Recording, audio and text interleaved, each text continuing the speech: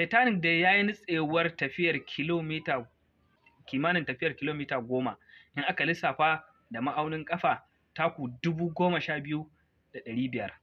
A halin da ake ciki dai yanzu, shi wannan submarine ɗin da ya tafi,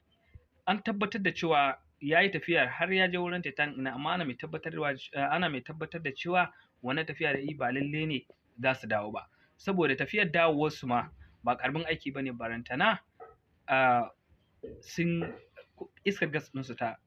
ƙare, ko kuma ana kyautata cewa iskar gas ɗinsu ta ƙare. Ganin kuma wasu daga cikin mutane ma sun binciko sun naɗi wani wato sautin ƙaran yanda mutanen suke yi tun jiya ma.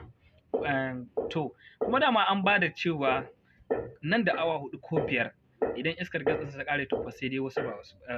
ba su ba, sai dai su ma su zama tarihi kamar yadda mutanen Titanic ɗin suka zama tarihi a shekaru ɗaru da suka gabata. To yanzu dai halin da ake ciki